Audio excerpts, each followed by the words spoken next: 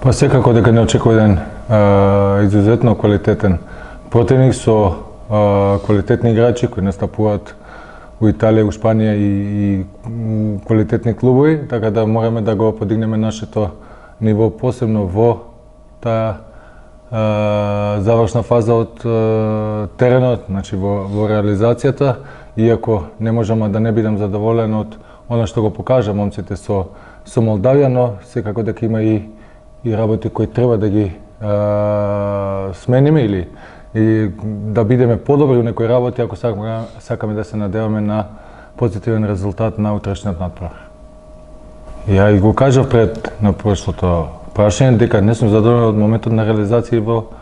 завршната фаза од теренот. Тоа се значи од 5-6 изгледни прилики моравме да реализираме и да го затвориме натпреварот претходно.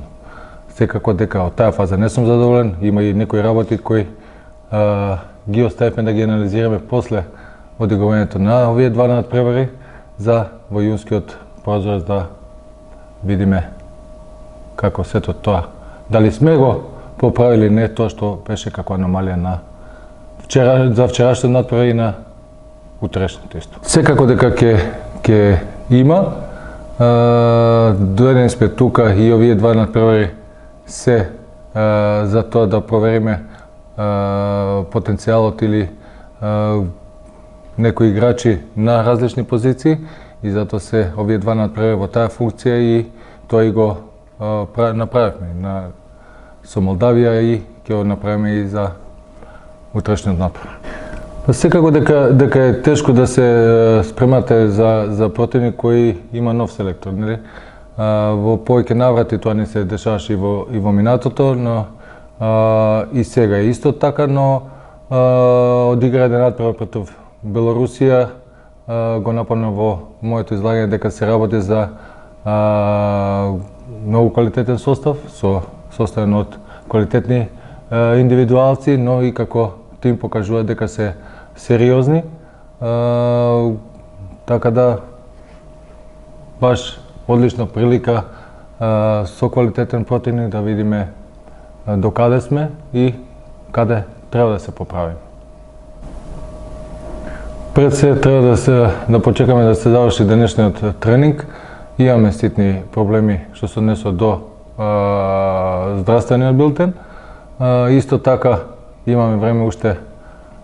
до натпреварот со Црна Гора да видиме кој ќе биде спремен и подготвен да се стави во функција на тимот од здравствени причини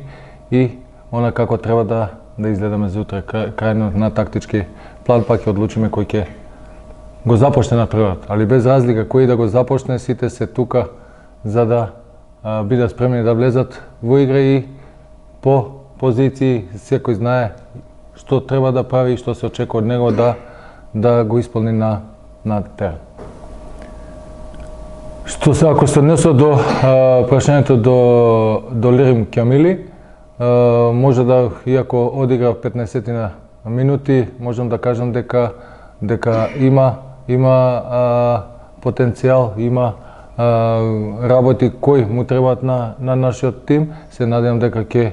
и во иднина